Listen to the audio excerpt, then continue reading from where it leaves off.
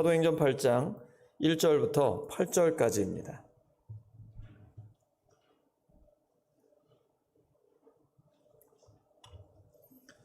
교독합니다. 1절 제가 먼저 읽습니다. 사울은 그가 죽임당함을 마땅히 여기더라.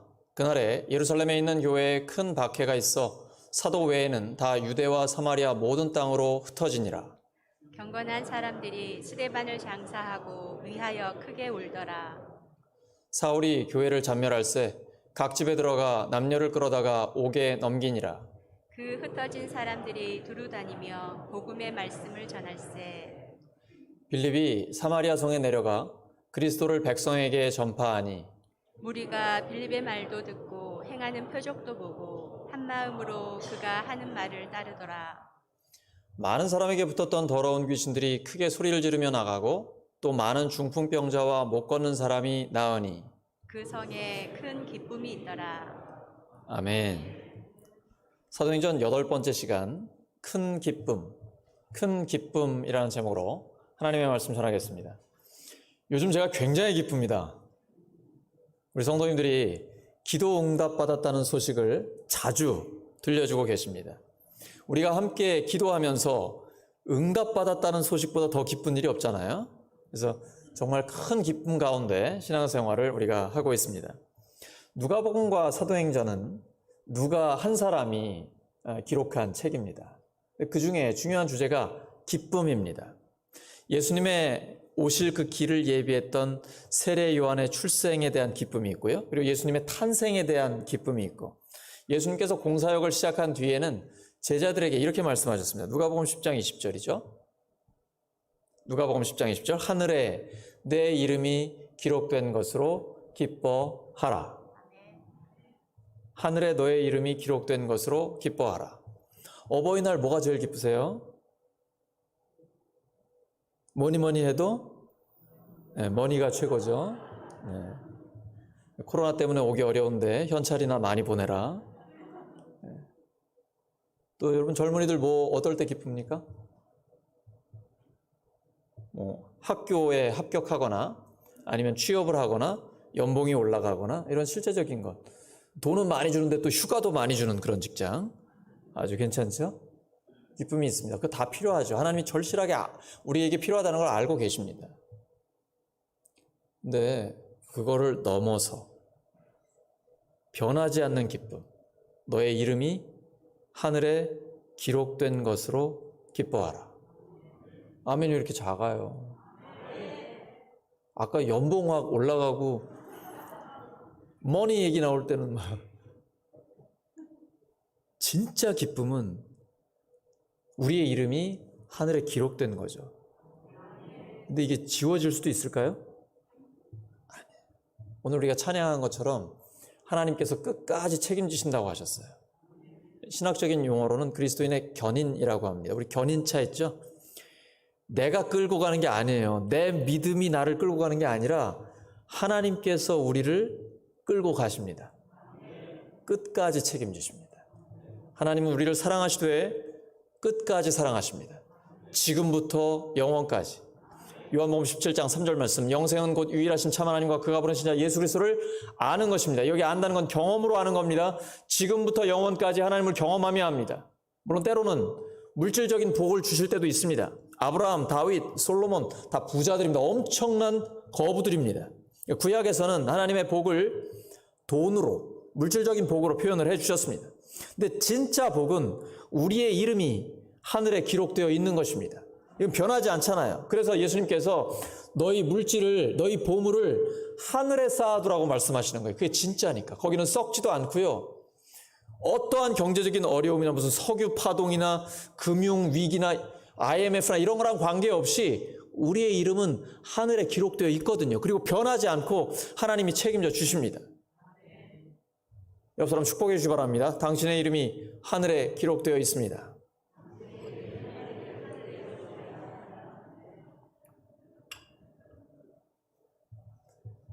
우리의 이름을 하늘에 기록하시기 위해서 예수님이 이 땅에 오신 것이고 십자가에서 당신의 생명을 내어주셨습니다. 그리고 부활로서 완전한 승리를 이루어 주셨습니다. 이 복음을 전하자 사도행전 8장에 보시면 에디오피아 내시가 구원을 받고 기뻐하면서 고국으로 돌아갑니다. 그리고 복음을 전할 때 사도행전 13장에 보시면 유대인들이 복음 전하는 바울과 바나바를 박해합니다. 그 지역에서 쫓아냈어요. 그런데 제자들은 기쁨과 성령이 충만합니다. 사도행전 15장에 바울과 바나바가 이방인들이 주께 돌아온 일을 말하자 형제들이 다 크게 기뻐했습니다. 누가복음과 사도행전에는 구원받은 기쁨으로 가득합니다. 우리에게도 이 구원받은 기쁨이 충만하기를 예수 그리스도 이름으로 축원합니다. 그래서 처음 사랑이 회복되고 구원의 감격이 새로워지고, 그래서 예수님을 믿고 신앙생활하는 것이 뜨뜻미지근한 것이 아니라 뜨겁거나 하나님의 마음을 시원하게 하거나 확실한 신앙이 되기를 주님의 이름으로 축원합니다. 그런데 본문에서 예루살렘 교회에는 큰 박해가 있었습니다. 하지만 그런 절망적인 상황 가운데서도 희망은 있습니다. 예루살렘 교회가 폭발적인 부흥이 일어났어요. 설교 한 번 하면 3,000명, 5,000명씩 새 가족들이 들어옵니다. 우리가 코로나 시대에 1명, 2명 들어오는 것도 엄청나거든요. 근데 한 번에 3,000명, 5,000명이 들어오니까 막 10,000명 이상이 되는 거예요. 그러니까 성도들이 너무 좋아합니다. 여기가 좋사오니. 근데 예수님 말씀은 너희에게 성령이 임하면 예루살렘과 온 유대와 사마리아와 땅끝까지 이르러 내 증인이 된다고 하셨습니다. 근데 예루살렘에 머물러 있었어요. 그때 예루살렘에 핍박이 오자 어쩔 수 없이 흩어지게 됩니다. 당하는 사람들은 힘들지만 예수님의 말씀은 그대로 이루어지는 겁니다. 그래서 우리가 상황이 어렵고 절망적일 때도 하나님의 약속은 그대로 이루어집니다. 그래서 우리가 하나님의 약속, 말씀에 집중하는 것입니다. 상황은 달라진 게 없습니다. 그리고 현실은 굉장히 힘들어요. 하지만 하나님의 말씀은 계속해서 우리의 삶 속에 이루어지는 것입니다. 그래서 절망 가운데서도 희망을 보는 것입니다. 아무리 힘든 가운데도 우리의 삶에는 낙심이나 좌절이 없습니다. 하지만 교회에 대한 핍박은 계속되고 있습니다. 600년 전 체코 프라하에는 제가 거기 방문하니까 얀 후스의 동상이 있더라고요. 이 얀 후스는 교회 개혁을 주장했습니다. 교회는 돈을 모아 쌓는 곳이 아니라 나누고 베푸는 곳이다. 그리고 면죄부, 이건 성경적이지 않다. 면죄부 판매를 반대했습니다. 하지만 이단으로 정죄받고 화형을 당해서 순교를 당했습니다. 그것이 종교개혁 100년 전의 일입니다. 그리고 프랑스에 가보니까 백조의 길이 있더라고요. 종교개혁 당시에는 천주교인들과 개신교인들이 심각한 종교 전쟁을 일으켰습니다. 그리고 천주교인들이 기독교인들을 대학살했던 장소가 바로 백조의 길입니다. 최근에는 2015년에 서아프리카 이슬람 국가 니제리아에서 폭동이 일어났습니다. 사실 니제리아는 그렇게 과격한 이슬람 국가는 아닙니다. 그런데 이 폭동이 일어나자 한국 선교사가 세운 학교와 교회 건물이 불탔습니다. 의도적으로 방화를 한 것입니다. 전기와 수도까지도 미리 다 끊어놨어요. 27년간의 선교 사역이 한순간에 잿더미가 되어버렸습니다. 다행히도 대통령과 이슬람 지도자들이 시위를 자제해달라, 교회 방화를 중단할 것을 촉구하면서 고비는 넘겼습니다. 하지만 총 10명이 사망했고 교회 8곳이 불탔습니다.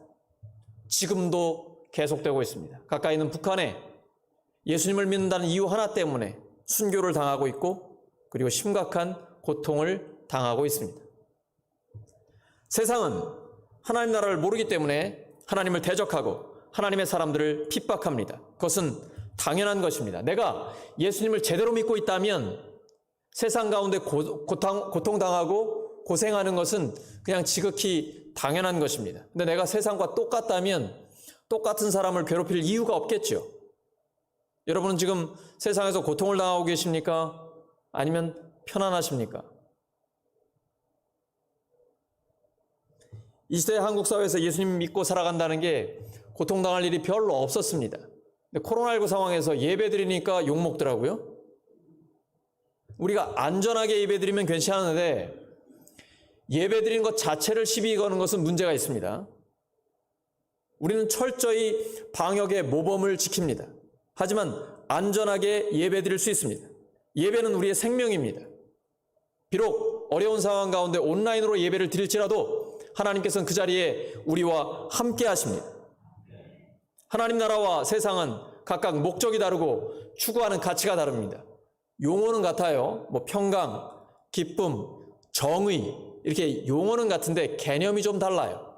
누구를 통해서 어떤 방법으로 얻는가 이것이 중요합니다. 우리는 예수님을 통해서 예수님의 십자가와 부활의 능력을 힘입어서 하나님의 나라를 누리는 것입니다. 하나님 나라는 먹는 것과 마시는 것이 아니라 오직 성령 안의 의와 평강과 기쁨입니다. 그러려면 예수님처럼 세상 속에서 나를 내어주고 나를 희생해야 합니다. 이거 거창하게 생각하시면 안 됩니다. 일상생활에서 작은 것부터 실천해야 됩니다. 고객을 대할 때, 아니면 아파트의 옆집, 우리 가까이 있는 이웃들, 아니면 내가 만나는 사람 한 사람 한 사람에게 아주 작은 것부터 실제적이고 구체적인 실천을 하셔야 됩니다. 여러분이 보실 때는 사소할 수도 있습니다. 진짜 사소한 거죠. 제가 아파트에 들어갈 때 옆집의 전단지가 제 앞에 있습니다. 여러 번 그러더라고요, 반복적으로. 근데 저는 그냥 퇴근하면 들어가면서 들어다가 제 쓰레기통에다 버립니다. 정말 사소한 거잖아요. 작은 것이잖아요. 우리가 그렇게 살아가야 됩니다.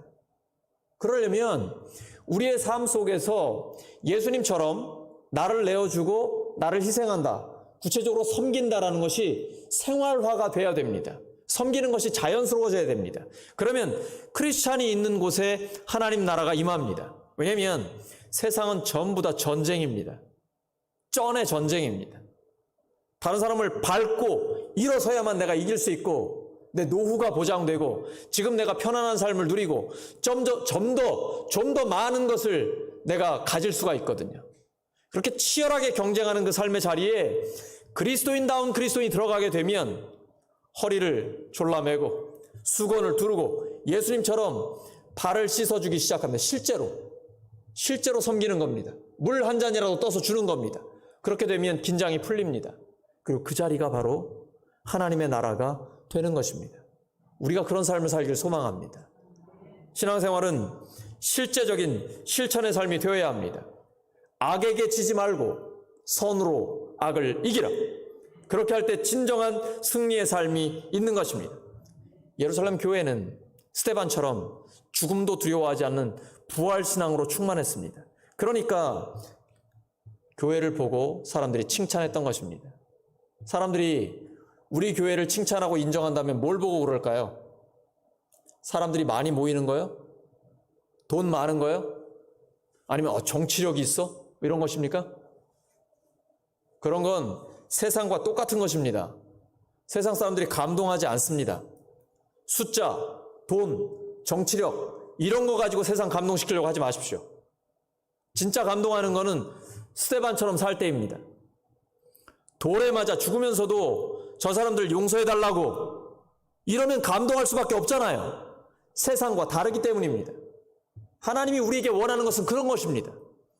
세상이 우리에게 원하는 것도 그겁니다. 세상과 뭔가 다른 거 말입니다. 이게 거룩이요 성결입니다. 히브리어로 코데시, 카도시라고 하는데 이건 separate, 구별되다라는 겁니다. 세상과 뭔가 다른 거예요. 스데반은 복음을 전하다가 돌에 맞아 죽으면서 아버지 저들을 용서해달라고 마치 예수님처럼 몰라서 저러는 거니 죄를 저들에게 씌우지 말아달라고 하나님 앞에 용서의 기도를 했거든요. 그게 정말 우리에게 원하시는 것입니다. 다시 한번 옆 사람 축복해 주시기 바랍니다. 선으로 악을 이기시기 바랍니다.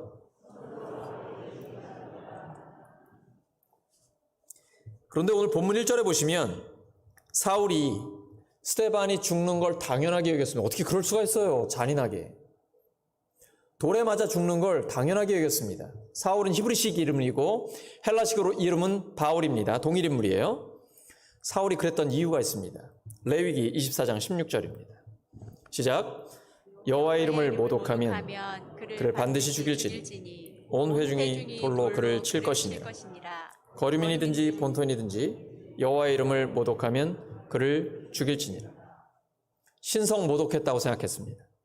그러면 율법적으로 죽어 마땅합니다. 그래서 사울은 이 사람은 신성 모독을 했으니까 당연히 죽어야지 이렇게 생각했습니다. 왜냐하면 예수님도 신성 모독했다고 그것 때문에 돌아가신 거거든요. 예수님 자신이 하나님의 아들이라고 말씀을 하셨습니다. 예수는 신성 모독을 했고 나무 십자가에 달려 죽었습니다. 그러면 나무에 달려 죽은 자는 하나님의 저주를 받은 자입니다. 그런데 교회는 그 예수님을 하나님이 다시 살렸다라고 주장합니다. 그러니까 교회는 이단의 집단이라고 생각했습니다. 그래서 사울은 아주 잔인하게 교회를 핍박했던 것입니다. 근데 그 부활하신 주님이 사울을 찾아오셨습니다. 사울아, 사울아, 내가 왜 나를 핍박하느냐? 주님 누구십니까? 나는 네가 핍박하는 예수다. 교회를 예수님은 자신과 동일시하시거든요. 바울이 예수님을 만나고 나서는 복음을 전하는 자가 됩니다. 그리고 스데반과 똑같이 핍박을 받게 됩니다. 심각한 고난, 생명의 위협을 당하고요. 돌에 맞아 사실상 죽었을 때도 하나님은 그를 다시 살리셨습니다. 그런데도 그는 멈추지 않고 복음을 전합니다. 그 위험한 순간에 하나님이 말씀하셨습니다. 사도행전 18장 9절과 10절입니다. 시작. 두려워하지 말며 침묵하지 말고 말하라. 내가 너와 함께 있음에 어떤 사람도 너를 대적하여 해롭게 할 자가 없을 것이니 이는 이 성 중에 내 백성이 많음이라 하시더라. 두려워하지 마라. 그리고 침묵하지도 마라. 사실 우리가 고통을 당하면요, 두려움이 엄습합니다. 바울은 두렵지 않았을까요? 사람은 다 죽는 게 두렵습니다. 그걸 피할 수 없어요. 하지만 순교를 할 때는 하나님께서 순교할 수 있는 믿음과 담력을 주실 줄로 믿습니다. 바울에게 두려워하지 마라. 그리고 침묵하면 안 돼. 네가 만난 부활의 주님, 그리고 너에게 사명을 주시고 지금까지 역사하시는 그 하나님을 자랑해라. 그대로 이야기하라고 말씀하고 계셔요. 왜냐하면 내가 너와 함께하기 때문이다. 그리고 주님이 다시 말씀하십니다. 사도행전 23장 11절입니다. 시작. 담대하라. 내가 예루살렘에서 나의 일을 증언한 것 같이 로마에서도 증언하여야 하리라. 바울은 로마에 가고 싶었습니다. 그런데 갈 수가 없었어요. 유대인들이 너무 심각하게 핍박을 했고 계속 돌에 맞고 채찍에 맞아 죽을 고비를 여러 번 넘겼습니다. 갈 수가 없어요. 자기 힘으로는. 거기다가 고소 고발을 당해서 죄수의 신분이 됐습니다. 죄수가 자기 마음대로 갈 수가 없잖아요. 근데 여러분, 하나님은요, 바울을 핍박하는 유대인들을 사용하셨습니다.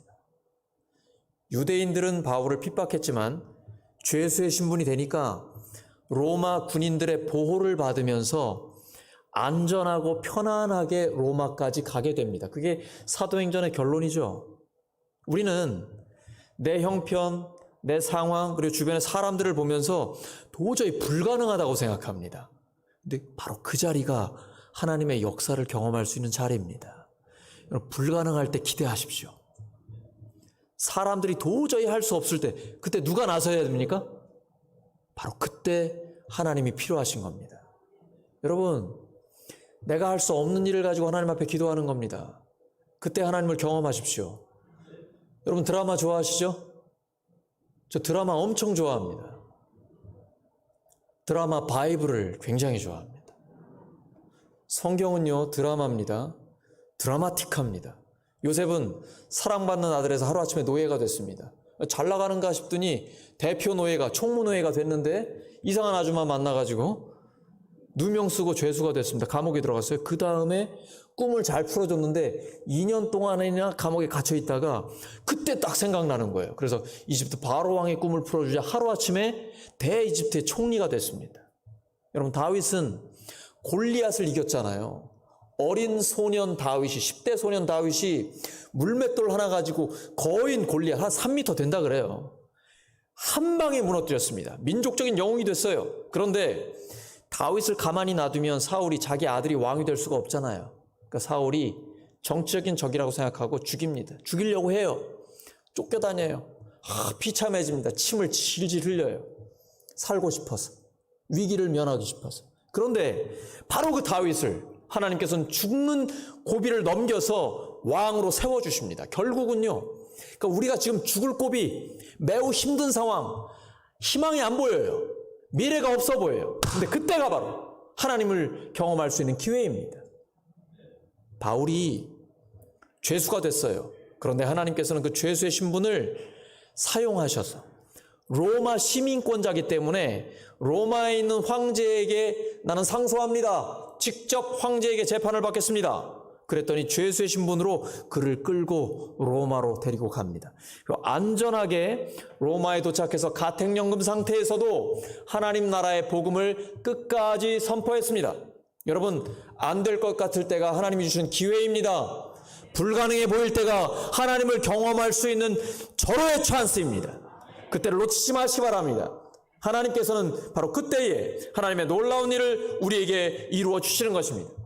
사울이 심각하게 교회를 핍박한 사람입니다. 근데 하나님이 그 한 사람을 변화시키자 2000년 전에 세계 선교를 이루어 주셨습니다. 우리 교회 선교사들을 많이 파송하고 있는데 여러분 자녀들 중에도 선교사가 있지 않습니까? 근데 2000년 전에 걸어 다니면서 지중해 주변을 그리스, 터키, 로마 쪽에 세계 선교를 했던 겁니다. 한 사람이 변화되자 그렇게 된 겁니다. 한 사람이 굉장히 중요합니다.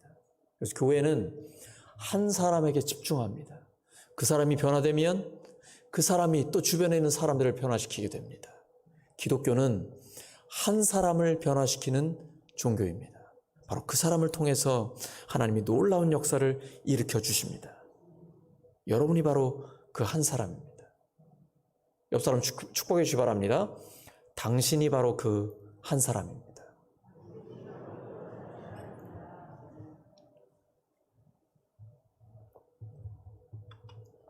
하나님께서는 한 사람을 진실하게 키울 수 있도록 우리에게 맡겨주십니다. 그 한 사람이 변화되자 바울처럼 세상을 완전히 뒤집어 엎는 하나님의 놀라운 역사가 일어납니다. 근데 그 바울도 엄청나게 고통을 당했습니다. 우리가 세상 가운데 나가면 치열하게 전쟁을 합니다. 세상은 영적인 전쟁을 하는 곳입니다. 그렇기 때문에 교회에 오면 편안하게 쉬어야 합니다. 그리고 이제 다시 성령의 충만함과 재충전을 받아 세상에서 싸워야 됩니다. 우리 진짜 신앙생활은 교회 밖에서 하는 거잖아요. 근데 이거를 거꾸로 하는 분들이 있어요. 세상에서는 세상과 똑같이 사니까 싸울 일이 없잖아요. 근데 힘이 남아도니까 교회에 와서 싸우시더라고요. 이거 여러분 바꾸셔야 돼요. 교회에서는 싸우는 거 아니에요. 진짜 싸움은 어디서 싸우는 거예요? 세상에서 싸우는 거예요. 하나님의 뜻, 예수 그리스도의 마음 가지고 진짜로 세상 가운데서 싸우는 거예요. 오늘 대표기도에서 나온 것처럼 용기를 가지고 하나님의 뜻을 담대하게 말씀하시고 그리고 하나님 뜻대로 사는 거예요. 살아보는 거예요. 뭐 이렇게 세상에 미련이 많아요. 뭘 더 그렇게 많이 얻으려고 그래요. 좀 손해보면 어떻습니까? 욕심이 잉태한 즉 죄를 낳고 죄가 장성하면 사망에 이르는 거예요. 욕심을 버리세요. 욕심을 내려놓으세요. 좀 그대로 살아보세요. 우리가요, 우리가. 저와 여러분이 실제로 그렇게 살면 하나님의 역사를 경험합니다. 그리고 세상 가운데는 아직도 희망이 있습니다. 교회가 있기 때문입니다. 교회는 세상의 희망입니다. 세상의 소금이요, 세상의 빛입니다. 우리에게는 그런 거룩한 사명, 엄청난 하나님의 뜻이 주어졌습니다. 그리고 여러분, 하나님은요, 세상의 조직이나 체계를 통해서도 일하십니다. 사도 바울에게는 로마 시민권이 있었잖아요. 그거 끝까지 쓰임받았습니다. 교회에서 봉사활동을 하다 보면 교회 재정을 투입합니다. 또한 우리가 낸 세금을 우리가 사용하기도 합니다. 정부에서 복지사각지대에 있는 사람들을 도와줄 때요, 그 사람들에게 어떤 필요한 물품이나 재료 같은 건 다 되죠. 근데 사람이 없잖아요. 교회에서는 인력과 우리의 시간을 투자하면서 함께 합니다. 그래서 우리가 낸 세금을 교회를 통해서 실제로 어려운 이웃들을 도와주기도 합니다. 하나님은 세상 속에서 일하십니다. 그리고 우리 주변에서 실제로 역사하고 계십니다. 성도는 교회에서 배운 거를 이렇게 머리에만 채우는 것이 아니라 실제 세상에서 하나님 나라를 살아낼 수 있습니다. 교회에서는 배우고 연습하고 훈련하고 그 힘으로 세상에 나가서 하나님 나라를 위해서 살아가는 것입니다. 그런데 예수님께서 너희들이 세상의 증인이다, 부활의 증인이다 이렇게 말씀하셨더니 제자들의 관심은 다른 데 있었습니다. 사도행전 1장 6절입니다. 시작. 그들이 모였을 때에 예수께 여쭈어 이르되 주께서 이스라엘 나라를 회복하심이 이때이니까 하니. 이스라엘 백성은 로마의 식민지 지배를 받고 있었습니다. 그래서 오직 관심은 나라의 독립이었습니다. 우리나라도 일본의 식민지 지배를 받을 때 오직 관심은 나라의 독립이었습니다. 그때 1907년 평양에 대부흥 운동이 일어났고 하나님 나라의 복음이 우리 민족에게 주어졌습니다. 그러자 복음을 받은 그리스도인들이 독립운동의 선봉에 서게 됐습니다. 하지만 일본은 가만두지 않았죠. 그래서 큰 핍박을 당했습니다. 우리가 국내 여러 순교지들을 다니다 보면 일본의 그 신사참배 거부운동을 하면서 얼마나 큰 고통을 당했는지 모릅니다. 충남 보시면 논산 강경이 있습니다. 거기서 신사참배 운동이 일어났거든요. 하나님께서는 우리에게 믿음을 주셨는데 진정한 믿음으로 살아갈 때 고통을 당할 때가 있거든요. 하지만 그때에도 하나님은 우리와 함께 하십니다. 큰 박해가, 큰 슬픔이 있을 때도 하나님 우리 가운데 역사하여 주셔서 결국은 우리나라에 광복을 허락해 주셨고 큰 기쁨을 주셨습니다. 오늘날 우리에게도 예수님의 죽으심과 부활을 통해 하나님 나라가 이미 시작되었습니다. 근데 아직 완성되지 않았습니다. 언제 완성됩니까? 예수님의 재림 때에 완성됩니다. 이미 구원받았는데 아직 완성되지 않았습니다. 이미와 아직 그 사이를 살아갈 때 우리에게 주신 사명이 있습니다. 하나님 나라를 이루는 것입니다. 우리가 가는 그 자리에 하나님 뜻을 이루는 것입니다. 그것을 위해 아직 우리를 이 땅에 두고 계신 것입니다. 근데 스데반이 그렇게 하나님 나라를 위해 살아갈 때 결국 돌에 맞아 죽었습니다. 그러나 죽음을 당한 그를 위해서 본문 2절에 보시면 경건한 그리스도인들이 순교자 스데반을 장사하고 그를 생각하며 크게 울었습니다. 여러분, 이건 단순히 장례식장 가서 조문하는 게 아닙니다. 스데반이 왜 죽었죠? 신성 모독 때문에 죽은 것입니다. 그러면 신성 모독으로 죽은 스데반을 슬퍼하고 아파하면 그 사람들도 똑같이 신성 모독을 하는 것입니다. 공적으로 우리는 스데반 같은 그리스도인이요 이렇게 드러내는 겁니다. 방금 돌에 맞아 죽었는데. 그리스도인은 자기 자신을 세상 가운데 당당하게 드러냅니다. 우리는 어떻습니까? 제가 신방을 가보니까요, 집사님이라고 이렇게 얘기했더니 동료가 깜짝 놀라요. 저분이 교회 다니는 분이었어요? 정말 오랫동안 다니셨는데. 어떤 분들은 정말 자기가 예수님 믿는 걸 잘 숨기고 계셔요. 꼭 스파이 같아요, 스파이. 주일에는 교회에 오는데 주중에는 세상 사람과 똑같아요. 그리고 가까이 있는 사람들도 전혀 모르게 대단한 거예요. 예수님 이렇게 말씀하셨습니다. 마가복음 8장 38절입니다. 시작. 누구든지 이 음란하고 죄 많은 세대에서 나와 내 말을 부끄러워하면 인자도 아버지의 영광으로 거룩한 천사들과 함께 올 때에 그 사람을 부끄러워하리라. 이런 일이 있으면 안 되겠죠? 예수님을 부끄러워하면 예수님도 나를 부끄러워한다고 말씀하셨습니다. 그러나 예수님을 자랑스러워하면 예수님이 우리를 자랑스러워하십니다.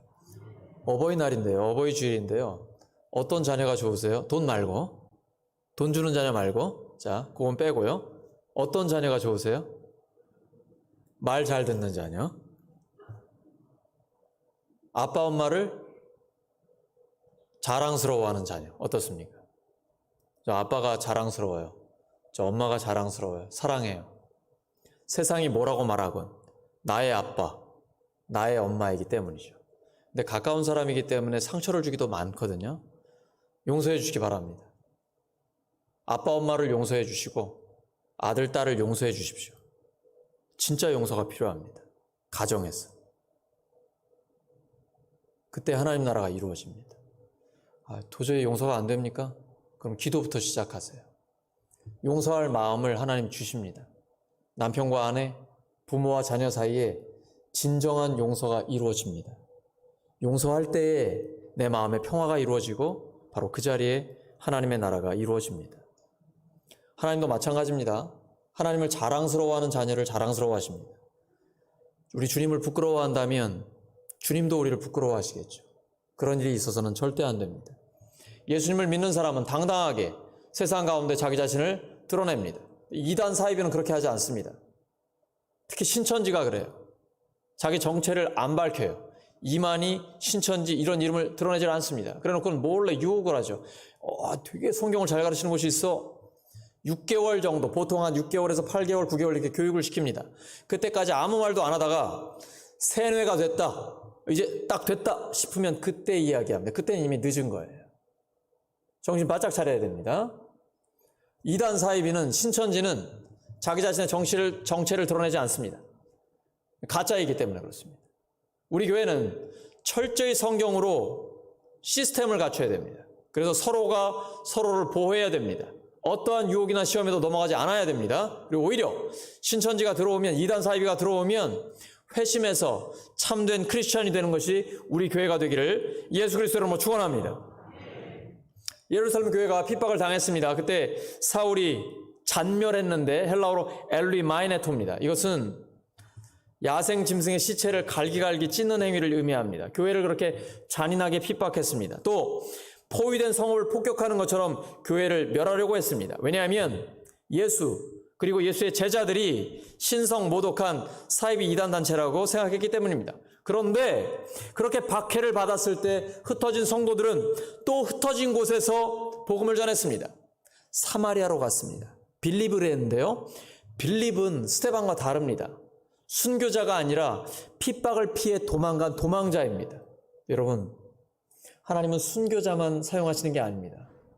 도망자도 사용하십니다. 어떠한 사람도 하나님의 손에 붙들리면 하나님께 쓰임 받을 수 있습니다.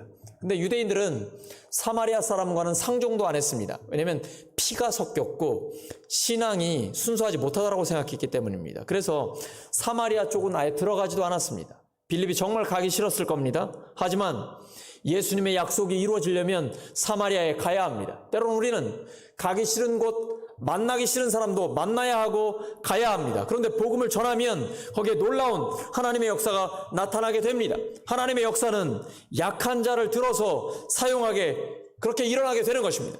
고린도전서 1장 27절에서 29절입니다. 시작.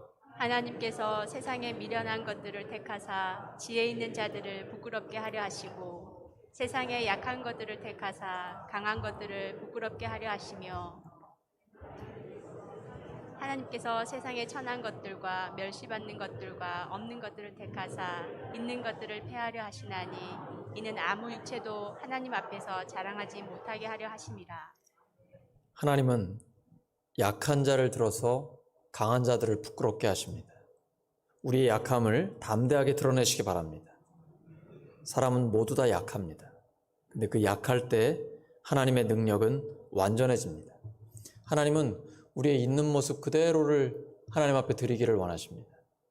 어린아이 도시락을 주님의 손에 올려드렸을 때 오병이어의 기적이 일어난 것처럼 그냥 내가 가진 그대로를 하나님 앞에 올려드리면 하나님의 놀라운 역사가 나타나게 됩니다. 따라하시죠. 있는 모습 그대로. 다시 한번요. 있는 모습 그대로. 그러니까 위선할 필요 없습니다. 잘 믿는 척 할 필요도 없습니다. 그냥 내가 있는 모습 그대로 주님 앞에 드리면 됩니다. 그리고 정직하게 그걸 드러내면 됩니다. 그런데 하나님은 역사하십니다. 그러면 누구의 능력입니까? 내 능력입니까? 오직 하나님의 능력입니다. 우리는 모두 하나님께 영광 돌리기를 원합니다. 그러려면 정직하게 나의 약함을 드러내면 됩니다. 근데 하나님의 능력은 약할 때 완전해집니다. 그때 참된 기쁨이 우리의 삶에 있는 것입니다. 성경은 드라마입니다.